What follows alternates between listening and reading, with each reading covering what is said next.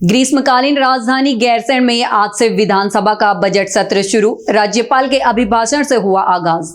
ऋषिकेश के रायवाला में भीषण सड़क हादसा, 2 की मौत, कई गंभीर रूप से घायल। बाबा केदार की रूपछड़ गायब होने पर बवाल, कांग्रेस ने बीकेटीसी पर उठाए सवाल। देहरादून की सड़कों पर महंगाई के खिलाफ महिला कांग्रेस का तीखा प्रदर्शन, बीच सड़क पर जलाया चूल्हा। नमस्कार, आप देख रहे हैं खबर गंगा और मैं हूं आपके साथ अनुरागनी। अब खबरें विस्तार से। बजट सत्र के आगाज के साथ ही मुख्यमंत्री पुष्कर सिंह धामी ने प्रदेशवासियों को बड़ी सौगात का भरोसा दिया है। सत्र की शुरुआत से पहले मीडिया से रूबरू होते हुए सीएम ने कहा कि यह बजट सभी वर्गों की आशाओं को पूरा करने वाला होगा, जिसे हर स्टेक होल्डर से चर्चा के बाद कड़ी मेहनत से तैयार किया गया है। शानदार आएगा, अच्छा आएगा और सभी की आकांक्षाओं को, उनकी आशाओं को पूरा करने वाला बजट होगा।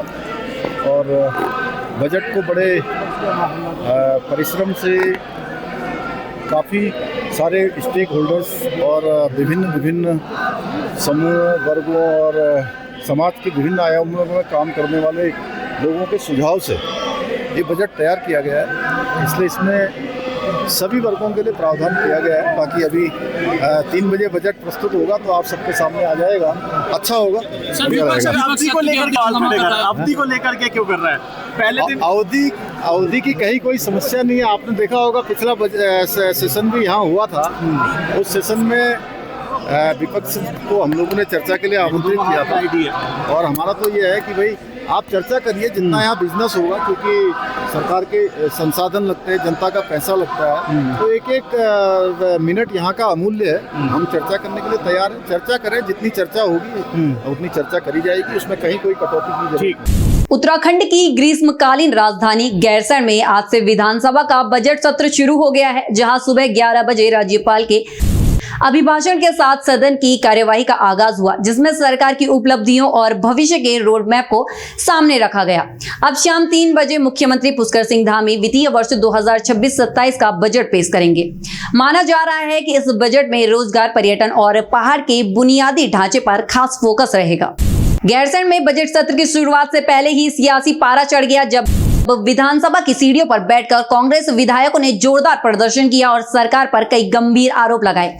आपको बता दें, विपक्षी विधायकों का कहना है कि सरकार ज्वलंत मुद्दों से भाग रही है, इसलिए सत्र की अवधि को बेहद छोटा रखा गया है। देखिए, जिस प्रकार से सत्र चल रहा है, लगातार हम देख रहे हैं कि राज्य सरकार सवालों से बच रही है। नियमावली के हिसाब से विधानसभा की कम से कम साल में 60 दिन चलना चाहिए, लेकिन इन्होंने 4 साल में मात्र 32 दिन चलाया है।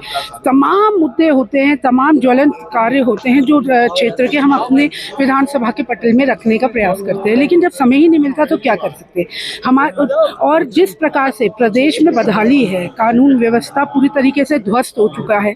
महिला सुरक्षा में हम इतना महिला उत्पीड़न हो रहा है कि उसके कोई हद नहीं है। अंकिता भंडारी आज भी न्याय के लिए जो है बहन की आत्मा भटक रही है, और तमाम ऐसे मुद्दे हैं जिनको लेकर हम आए हैं। 9 सत्र 32 दिन, ये आपको मैं दिखा रहा हूँ, और सिर्फ 32 दिन, जबकि विधानसभा नियमावली कहती है कि 1 वर्ष में 60 दिन चलना चाहिए। हम तो कह रहे हैं आपसे अगर सत्र नहीं चल रहा है तो आप ट्रंप से अनुमति ले लीजिए, जैसे तेल के लिए ले लीजिए। ट्रंप से अनुमति लेकर 30 दिन सत्र चलाइए कम से कम, जो है कि अपना बजट का सत्र। सरकार ने आज हद कर दी, परंपरा और प्रोटोकॉल दोनों का उल्लंघन।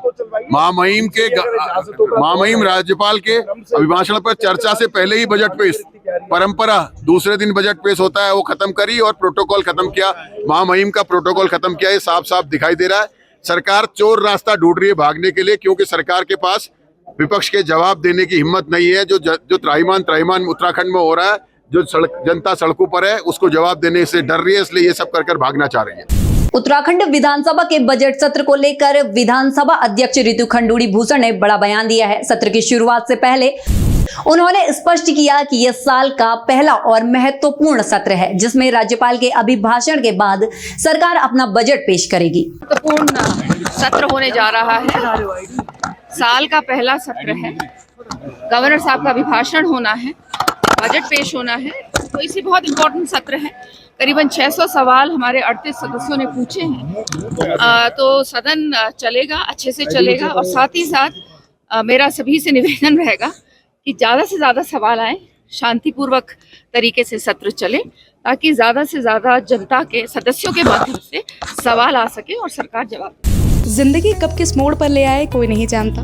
एक छोटी सी चूक और सालों की कमाई दांव पर लग सकती है, पर अगर आपके पास सही इंश्योरेंस हो तो मुश्किल वक्त भी आसान बन जाता है। इंश्योरेंस फैक्ट्री, जहां मिलती है हर जरूरत के लिए सही सुरक्षा। Life insurance, health insurance, motor insurance, business insurance. हम सिर्फ पॉलिसी नहीं देते, हम देते हैं भरोसा, सुरक्षा और सुकून। आज ही जुड़िए इंश्योरेंस फैक्ट्री से, क्योंकि सुरक्षा इंतजार नहीं कर। इंश्योरेंस फैक्ट्री, आपकी सुरक्षा हमारी जिम्मेदारी।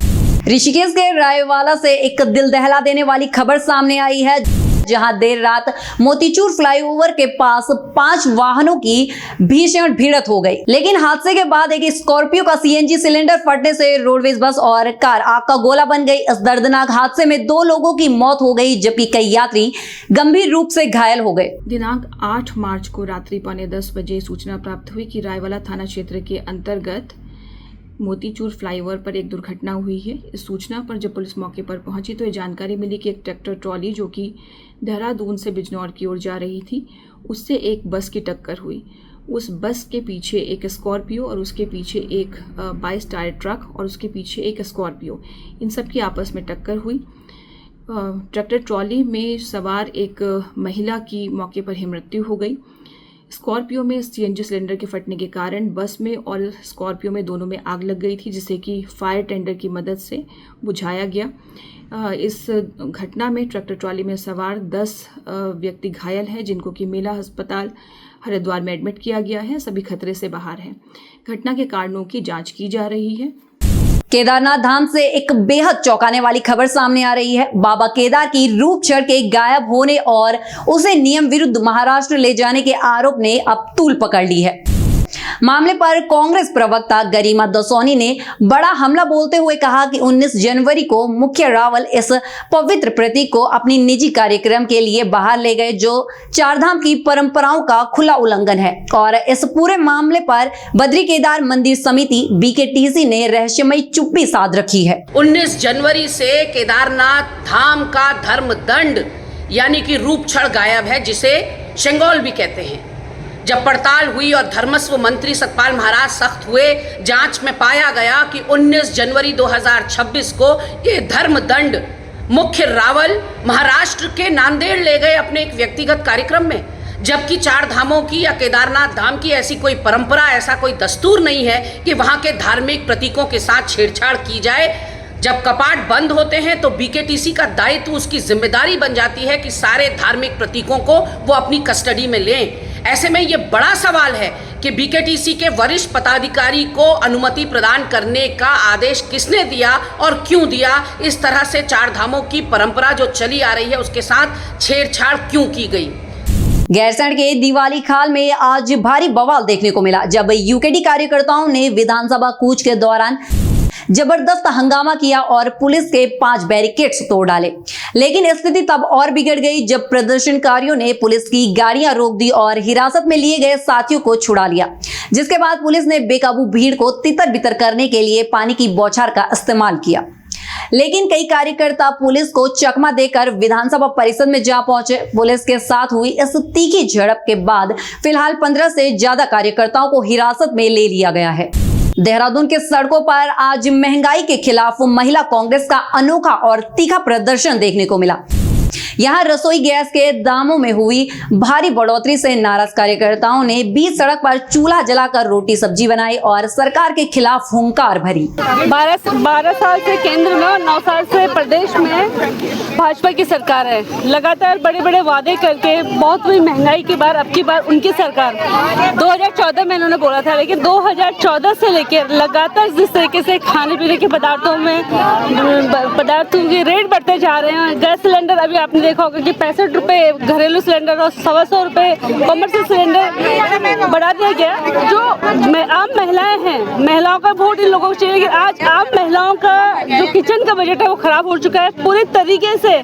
जो महिलाएं हैं वो परेशान है। जिस रेशो में महंगाई बढ़ी उस रेशो में किसी की तनख्वाह नहीं बढ़ाई सरकार ने, और उसके खिलाफ आज हमारे धरना प्रदर्शन है।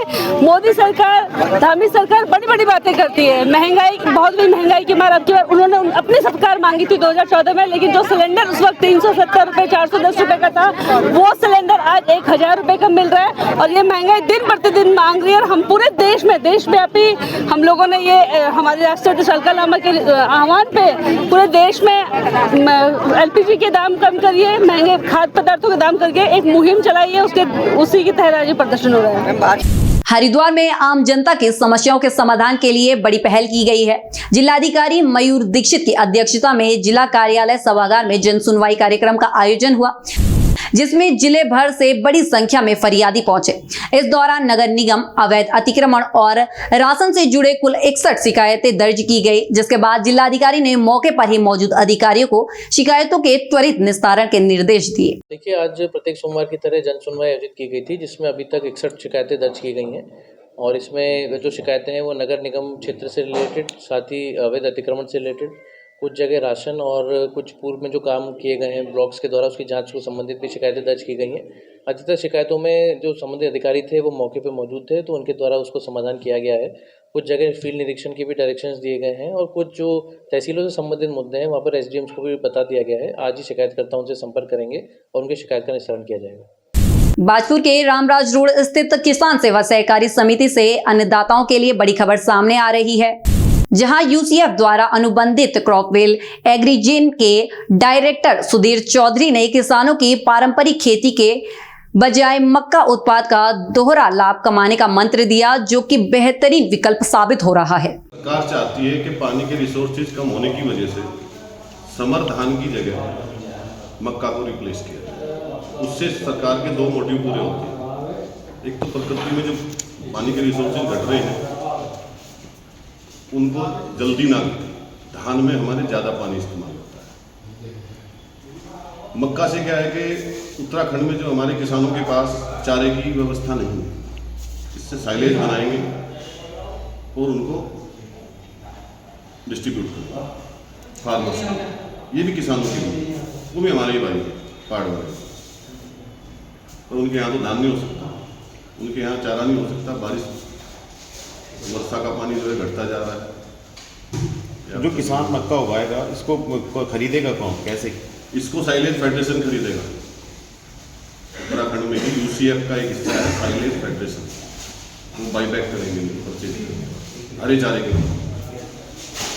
यहाँ बाजपुर में कोई प्लांट वगैरह कुछ है इसका जो खरीदें? इसका गोपाल रावत जी का प्लांट FPO का है, एक शक्ति फार्म में है, दूसरा एक और प्लांट इनका तैयार होने जा रहा है। 3 प्लांट, एक डेयरी फेडरेशन का। इसका रेट वगैरह क्या रहता है? रेट इसका 300 से लेकर 375 रुपये। किसानों से क्या अपील करना चाहेंगे आप? हम किसानों से अपील करना चाहते हैं कि इसको स्वीकार करें, ये अच्छी चीज़ है, इससे आमदनी बढ़ेगी किसानों की, नुकसान नहीं होगा कुछ। हरिद्वार के कनखल में हुए नूरपुर पंजनहेड़ी गोलीकांड में पुलिस ने बड़ी कार्यवाही करते हुए 3 आरोपियों को हिरासत में ले लिया है। पकड़े गए आरोपियों की पहचान तरुण, गौरव और अभिषेक चौहान के रूप में हुई है। हालांकि इस गिरफ्तारी के बाद कनखल थाने में जबरदस्त हाई वोल्टेज ड्रामा देखने को मिला। आरोपी तरुण चौहान के परिजनों और बजरंग दल के कार्यकर्ताओं ने थाने का घेराव कर धरना प्रदर्शन शुरू कर दिया।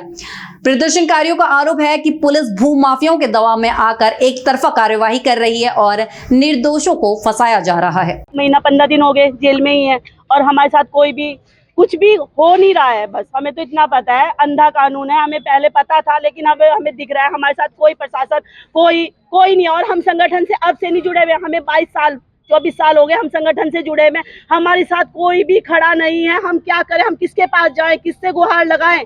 नाम डाल रहे हैं, जो अपने घर उनके भी नाम डाल रहे हैं, कोई जांच नहीं कर रहा। सब ये कनकन थाना और सुधांशु कौशिक बिके हुए हैं, बिल्कुल बिके हुए हैं। उन्होंने कोई भी हमारे घर आकर हमें परेशान कर रहे हैं बार बार। हमें टॉर्चर करा जा रहा, हमारे बच्चों को टॉर्चर करा जा रहा, बच्चों को घर से उठा रहे हैं, हमारे जो नाबालिग बच्चे उन्हें उठा रहे हैं।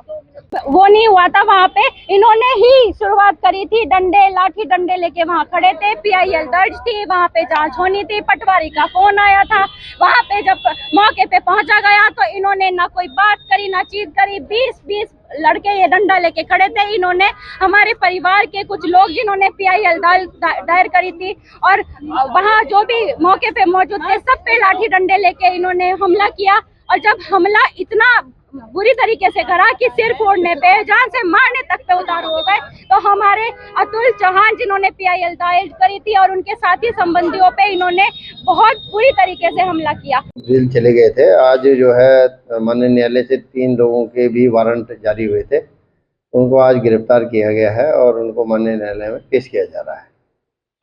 नहीं, दोनों तरफ से मुकदमे दर्ज हैं और दोनों तरफ से कार्रवाई की जा रही है, क्योंकि उसमें गिरफ्तारी के सेक्शन नहीं है जो BNS में हमारे प्रावधानों के तहत ही कार्रवाई की जा रही है। हाँ, ये 7 साल से आज कितने आरोपी सर गिरफ्तार? 3 आरोपी आज गिरफ्तार। कौन?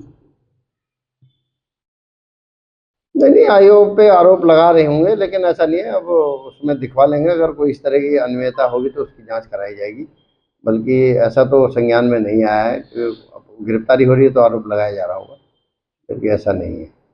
उत्तराखंड की ऐसी ही तमाम खबरों के लिए बने रहे हमारे साथ और देखते रहिए खबर गंगा। नमस्कार।